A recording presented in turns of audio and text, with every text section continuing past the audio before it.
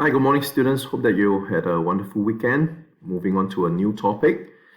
Uh, where we left off last week was on area and parameter, and hope all of you managed to get a skill. And I'm in the midst of preparing a worksheet for you to complete in preparation for your test, okay, on area and parameter. So today we are moving on to probability, a topic that many of you are familiar with. So let's start. So the language of chance, is a common thing that we use in our daily lives, isn't it? Things like impossible, highly unlikely, unlikely, less than even chance, likely, highly unlikely, and certain. So there is actually a scale that actually tells us like the probability of things that can happen. Like when we flip a coin, we know there's a 50-50 chance. So it's actually a 0.5 chance and it's an even chance. Or let's say let's say when we make a general statement, the sun will not rise tomorrow morning. So it's impossible because God has actually made it possible for the sun to rise and set on a daily basis, isn't it? So let's move on. Using this scale, and I would like you to use words to explain the probability of the following event to happen. Mr. Leong will take part in the coming Summer Olympics, in 2021. I'm sure all of you are aware that the Summer Olympics in Tokyo has been postponed to 2021. So what is the probability for Mr. Leong to take part in the coming Summer Olympics? Oh, thank you. Oh, I do see some of you saying that. Oh, very likely. So thank you for looking up on me, and unfortunately, I would say I will be between impossible or highly unlikely. Even how much effort I put in to train, I don't think I will be able to make it to the Australian team. Okay, so I would say it's impossible or highly unlikely, for it to happen. Next question. Every student in the class had been to Macca's. Oh, what do you think? Yes, I think all of you will agree with me. I believe it is certain that all of you have been to Macca's. Okay, if you have not, why don't you mention it to everyone in forum? Then we will bring it down to highly likely instead. Toilet papers will be found on the shelves in the supermarket. I'm not sure whether you had a chance to visit the supermarket recently. Toilet paper start to appear again in the supermarket. But of course, there are certain supermarkets that you still can't find toilet paper. I would say if I step into Woolies or Coles now, it will be probably at an even chance to get toilet paper. Okay, so between less than even chance or better than even chance, so between 0.4 to 0.6, I think will be reasonable. You get an even number when you throw a die. What do you think? For a normal die, we have 6 numbers, 1, 2, 3, 4, 5, 6. To get an even number is even chance, isn't it? Yeah, it's 3 out of 6, so it's even chance to get an even number when you draw a die. Oh, this is an interesting question. Nathan will be the future Prime Minister of Australia. Oh, I'll be so proud if one of you can become the future Prime Minister. At least I can tell my children, my grandchildren that I've taught you before. So what is the likelihood for Nathan to be the future Prime Minister? I wouldn't use impossible. Everyone stands a chance to be a Prime Minister.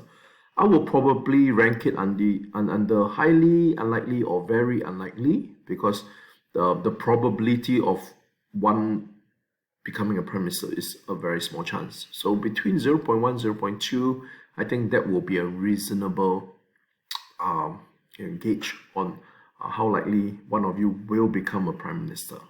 Okay, but like what I say, I truly hope that some of you will move towards the area of politics, because when you become a political leader, you can make a lot of changes to the people.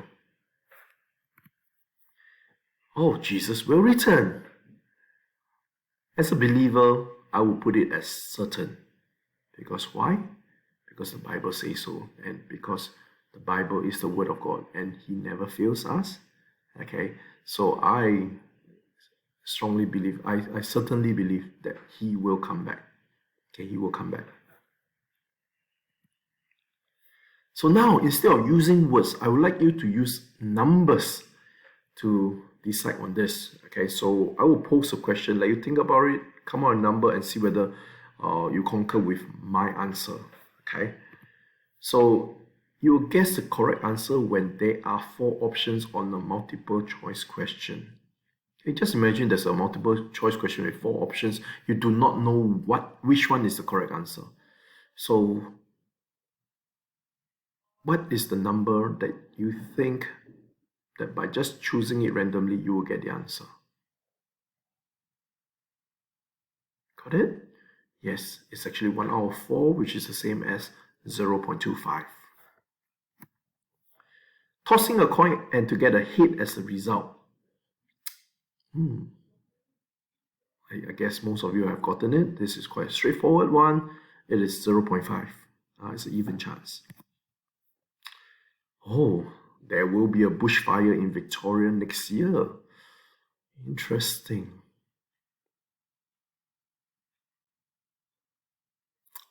I believe it will be at least 0.9. Year in, year out, I mean, at least since the time I moved here from overseas, every year I've heard of bushfire. Sometimes it's very mild, sometimes it's very serious, but I strongly believe that there will still continue to be bushfire in Victoria. Okay, so you'll be between 0.8 to 0.9. I won't put 1.0,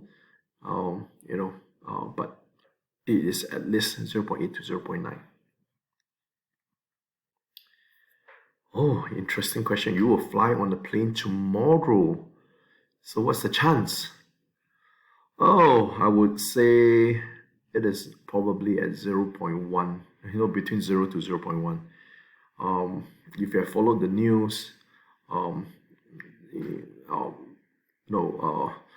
flying on plane is almost impossible nowadays. Okay, even within Australia. So the chance of you to do that, I think, is really very small. I would say between 0.0 to 0.1. Okay. Moving on to sample space. Okay. So under sample space, you will need to be able to list all the possible outcome. So that's the meaning of sample space. So, for example, when you toss a coin, the sample space, sample space represented by S. So then you put the brackets. So the 2 possibilities are heads and tails. What about throwing 2 dice at the same time? So what are the numbers that you can gather when you throw 2 dice? So the total of these values are 2, 3, 4, 5, 6, 7, 8, 9, 10, and 11. So these are all the possibility when you roll 2 dice, isn't it? Next, what suit will you get when you draw a card from a standard deck? Some of you are not familiar with playing cards. I think it may be good during this time at home to have a chat with your guardian, your parents, to let you know more about playing cards. In fact, under probability, we often set questions on playing cards, so that's why you need to know it. And we always do not include joker. Just bear that in mind. So what suit will you get when you draw a card from the standard deck? So there are only 4 suits, isn't it? And they are club, a spade, diamond, and hearts. So take note of that. It's club, spade, diamond, and heart. Moving on. Just now we were talking about sample space by listing, the possible outcomes. So the next question is, we can also ask you on the number of possible elements in the sample space. So number of elements. So usually it denotes with a small letter n with the bracket of what you want to achieve. Like for example, the number of sample outcome for tossing a coin will be 2, isn't it? Heads and tails. So now you've got to give us the numerical answer for this. What about the number of possible elements in the sample space of throwing 2 dice? And just now we actually came up with the sample space 2, 3, 4, 5, 6, 7, 8, 9, 10, 11, 12, isn't it? So there are actually 11 elements in the sample space. And what about the number of elements in to find out the suits when you draw a card? So there are actually 4 different suits, isn't it? So the number of elements in the sample space of drawing the cards is actually 4. Simple probability. Outcome.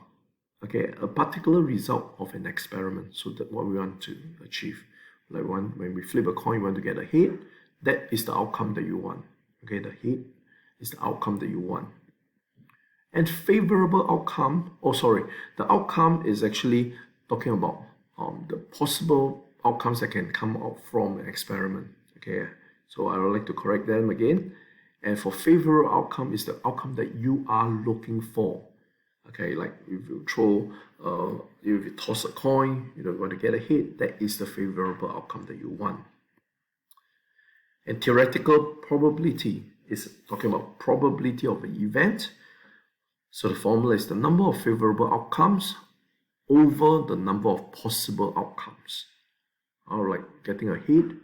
So there's only one possibility of getting a hit, and out of 2 possible outcomes of head and tail. So that's how you get half when you flip a coin to get a head.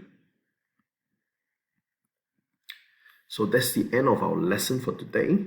So please complete the questions given in the exercise. There isn't a need for you to complete any work from the student book. Just complete all the exercises on my Ed Online. Okay, if you have any queries, feel free to drop me a message. Okay, bye.